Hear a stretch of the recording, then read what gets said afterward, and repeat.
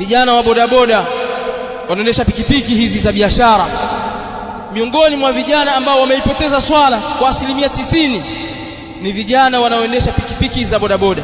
Hizi ni nasaha kwao, inatakiwa wajiulize maswali haya, na hizi haziwahusu wao peke yao. Nimeamua kuwahusisha kwa sababu ndio adhiyaun nas, ndio wanaopoteza zaidi swala kuliko watu wengine katika jamii, kwa tathmini ambayo nimeifanya mimi, na hasa katika mji wetu huu na miji mingineyo.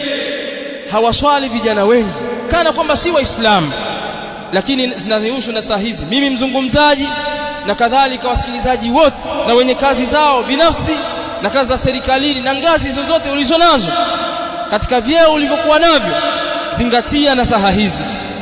Fahamu kwamba wewe ni mwenye kukutana na Allah jalla wa ala.